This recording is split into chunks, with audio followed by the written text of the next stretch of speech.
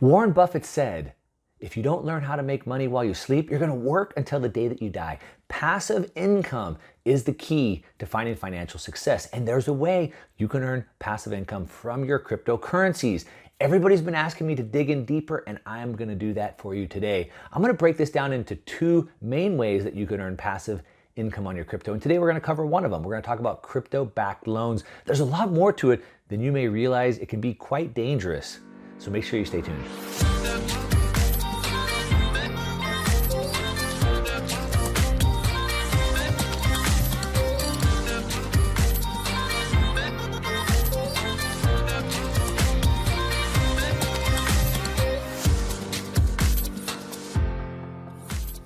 All right, welcome back. So today we are going to talk about making passive income from your cryptocurrencies. Now, if you're new to the channel, on Thursdays we talk about investing, we talk about cryptocurrencies because it's the most explosive asset class that we can invest into. On Tuesdays we talk about before you invest. We talk about success stuff, business stuff, so you can make more money, so you can invest more. But today we are talking about investing, cryptocurrencies, and we are talking about a hot topic. We're talking about making passive income off of your cryptocurrency. Now, I've talked about this lightly before, and everybody wanted to know more, so I listened to you and I'm bringing you more on it right now. This is a deep subject. It's not that easy, and so I'm going to go deeper today, but we can even go deeper. So leave me your comments. Let me know what you're thinking. If there's certain points you want me to dig into more, for sure, let me know in the comments down below. But I'm going to break this up into two main categories, and today we're going to cover one of them. And we're going to cover today crypto-backed loans. And then part two, we're going to talk about staking coins. All right, so part one, we're talking about crypto-backed loans. Now, to make passive income, is basically making money without having to work for it. That's what passive income is, right? So like I said in the intro, it's like Buffett says, like making money when you sleep. So passive income means that it's coming in passively. I don't have to work for it. Does that sound amazing? If you watch my videos for any time, you know I always talk about having your money work harder than you do, because I work pretty dang hard for my money. I'm sure you work hard for your money too. And your money should also be working hard. And it should be working harder than you, and it should be working while you sleep. That's the whole goal. So that's passive income. Now, there's a lot of different ways you can get passive income. And a couple of them are investing, of course, right? So investing in different types of assets can give you that passive income. Stocks, like dividend paying stocks. So I can buy stocks that pay dividends or profits back to me. I could buy bonds that have a yield on them. I could buy real estate, like rental real estate. That would be passive income. Private equity, those would be ways like kind of lending into private businesses. Other types of loans that I could do where I could earn an interest rate back. Or even at the bank, right? I could get a normal savings account, doesn't really pay much, but like a CD could pay a couple percent. And those are all different ways that we can get passive income. But they all have their own risks and reward. Now, everything in life has risks and reward, but you always have to understand what those are. Especially when it comes to investing, you have to understand that. Now, they say nothing ventured, nothing gained, right? And that's absolutely true, especially with investing. But they say taking no action is taking action, right? So think about it. All investments have risk.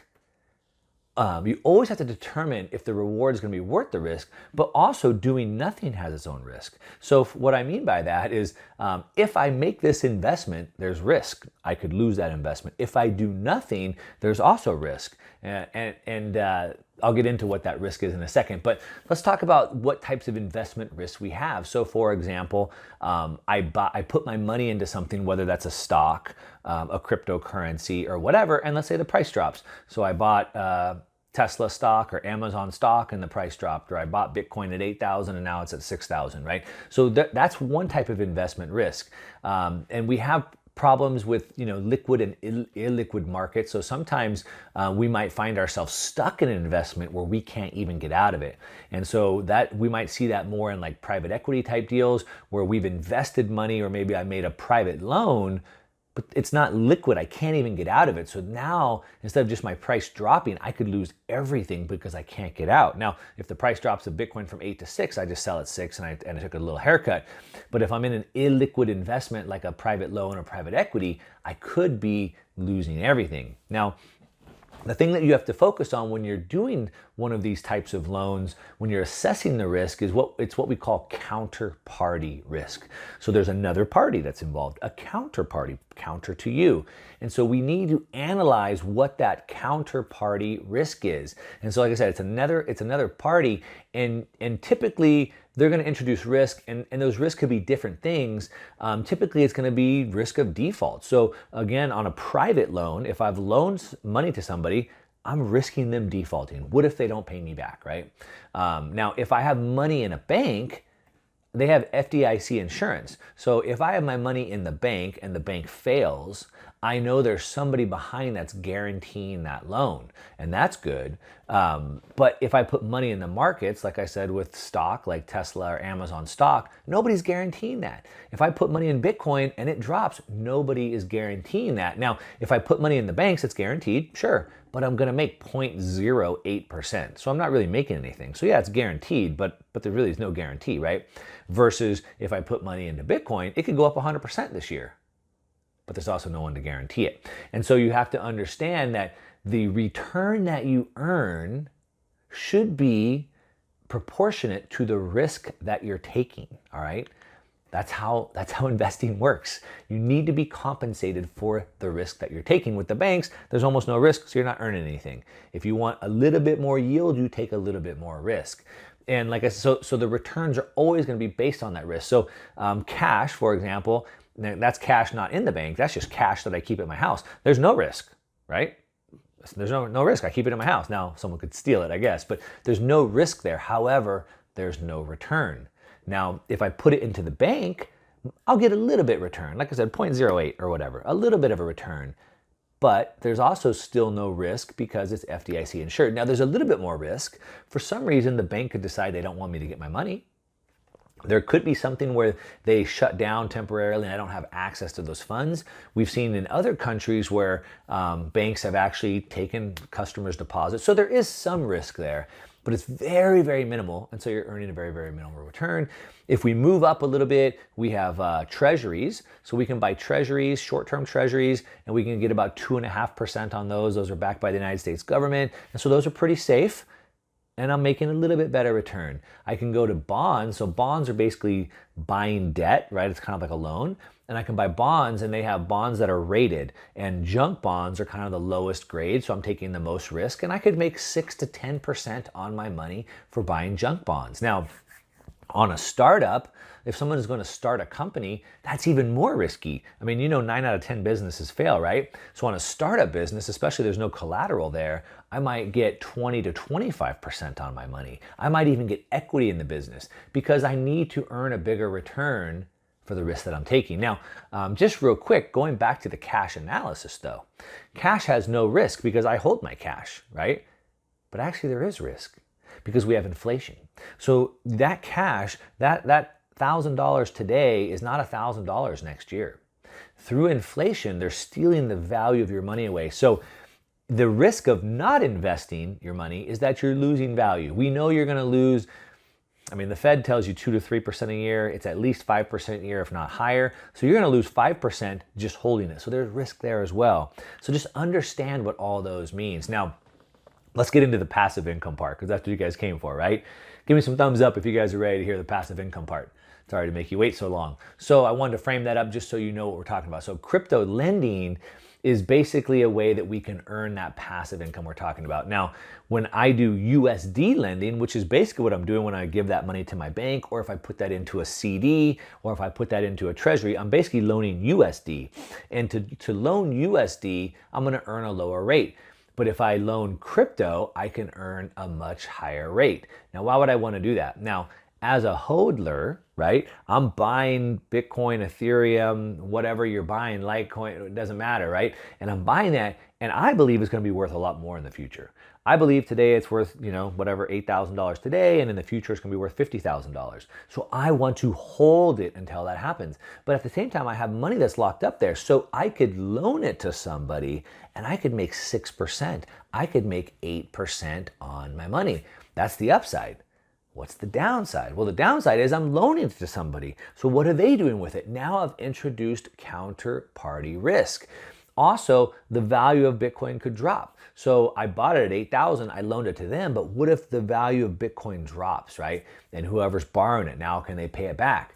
Another way that you can do it is we can use stable coins, and this is pretty interesting. So if you buy Bitcoin or Ethereum or any other cryptocurrency, you're subject to the whims of it going up and down. So let's say that I bought Bitcoin, $10,000 worth of Bitcoin, to loan it out, and I'm making my 6% on that. But then the price of Bitcoin goes from 8,000 to 6,000. Well, I'm making 6%, but I just lost 20% or 30% over there. So the 6% I'm making is not going to offset that 20 or 30% loss that I've made. See, think about that. So if you're buying it just to make that 6 or 8%, if it goes down in value, you're going to lose more than you're making on the interest. So another option is stable coins. So we can buy dollar-backed stable coins that are always pegged to $1, and they'll move like this. We can take those US dollar-backed stable coins, pegged stable coins, and loan them out.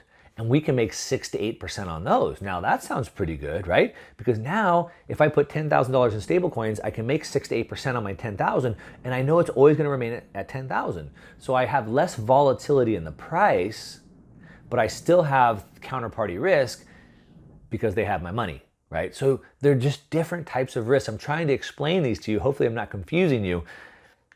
Give me a thumbs up if you're still with me. All right.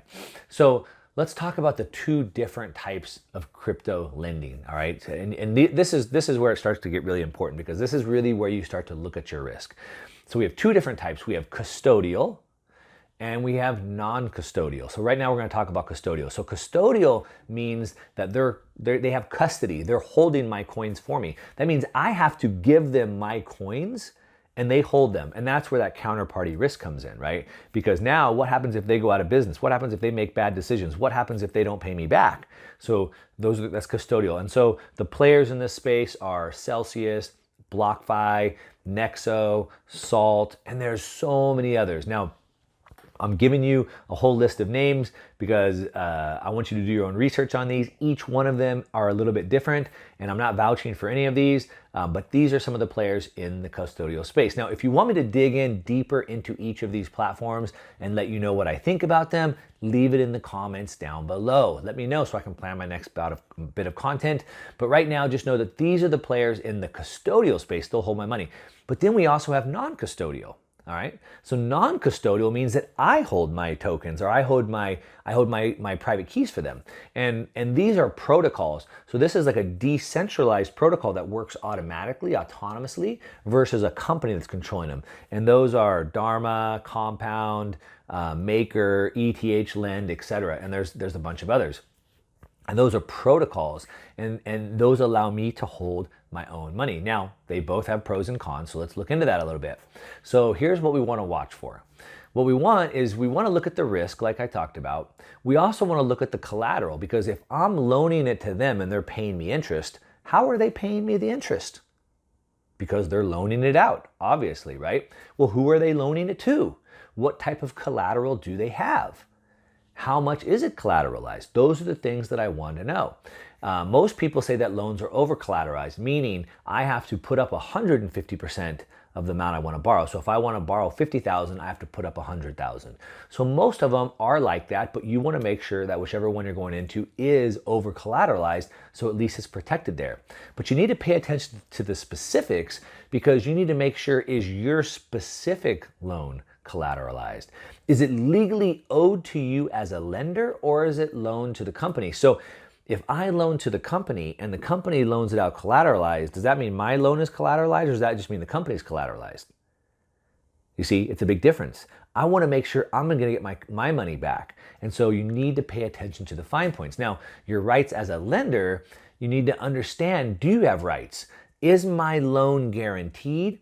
Do I have seniority? So if it's defaulted on, the company's going out of business, who gets paid back first? You need to understand, as a lender, where are you in that seniority? Are you a senior creditor? Some, yes, you are. Some, you're not.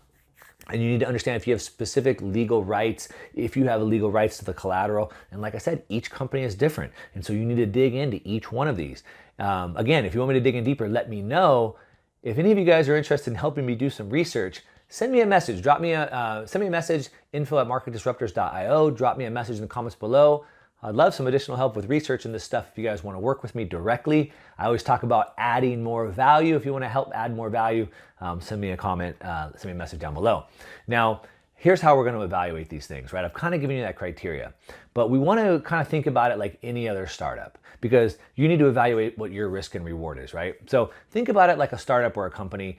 Think about it like a crypto startup, right? So if somebody came to you, somebody you know or somebody you didn't, let's say somebody you don't know, and they said, hey, I have this idea for this new crypto company, and I'm going to start this company, and it's going to go really, really well, and maybe I already started it, and it's just kind of taking off, but I need money to grow. Would you loan them money? Would you loan a startup money? And if so, what would you want to be compensated for that? How much do you need to be compensated for the risk that you're going to take to loan a startup capital? That's different for you than it is for me. You have to know that for yourself. Is 6% return on your Bitcoin? You could potentially lose everything, or you could potentially make 6. If you have a 6% upside, 100% downside, is that worth it for the startup? Only you can decide. Now you have to ask yourself those previous questions. Where are you in the seniority? How is the debt collateralized, and so forth? All right. Now I'm gonna bring out this quick little case study just this week. Poloniex, which is one of the larger exchanges out there. They're backed by Circle, which is a Goldman Sachs company. They have lending going on. So they have people loaning their Bitcoin to Poloniex, and Poloniex is running margin trading. And what happened is one of the coin pairs that doesn't have a lot of liquidity had a problem, and the price crashed too fast. The liquidity wasn't enough, and Poloniex couldn't liquidate the collateral accounts fast enough, and they lost 1,800 Bitcoin. Boom, 1,800 Bitcoin. And what happened is Poloniex said, well, we're not going to take the hit. Everyone who's loaned us money is going to take a hit. We're going to socialize the losses.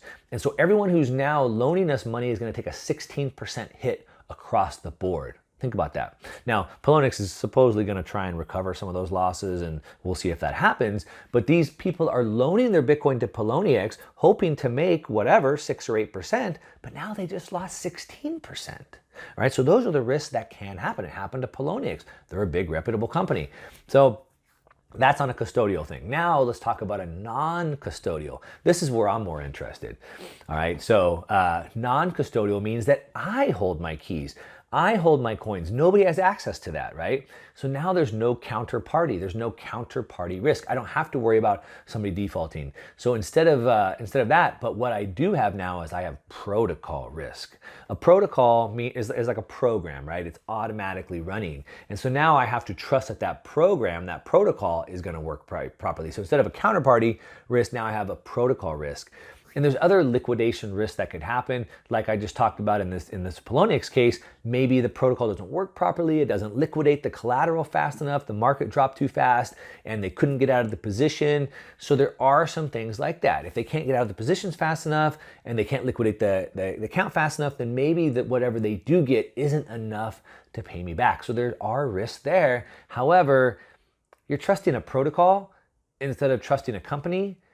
And I guess if you're more of a programmer, you trust the program better. If you're more of a people person, you trust the people better. But that's up to you to decide. So other types of protocol risks that we know about, that we have seen, is multi-sig solutions. So multi-sig means there's multi-signatures to get access to the private keys. And so they'll use those types of things. So you don't give up complete access to your keys, but there's like a multi-signature. And we've seen problems in the past. So Parity is a company that had this big multi-sig bug, and it's happened to them twice, and they lost hundreds of millions of dollars in a bug in the code. All right, so that's what I'm talking about. That's where that risk is, a bug in the code. And you know, if you're not a programmer, and even if you are, can you really analyze that code? I mean, they couldn't find the bugs in the code. So the bugs in the code may not come out until they're exploited, right? Now, hopefully, there's a lot of new software that helps them find bugs. They've come a long way in learning how to develop these smart contracts. So hopefully they've gotten better. But again, you have to decide, what's the risk I'm taking, and is the yield, is the return I'm making good enough to justify the risk that I'm taking. Is the risk worth the reward, right? I like to say, is the juice worth the squeeze, right? Think about that. And only you can decide that. I can't tell you that. That's not up to me to decide. That's up to you. Is the juice worth the squeeze? Let me know. Leave it in the comments down below. Is the juice worth the squeeze? Yes or no? Leave me your comments. Give me thumbs up if you like this video. If you don't like the video, give me thumbs down. Either way, I want to hear from you. I love to have conversations with every single one of you in the comments. If you've been on my videos, you know that I do. And that's it. I'll come back next week with part 2 of investing for passive income with crypto. We'll talk about staking coins. So stay tuned for that. And that's it. To your success. I'm out.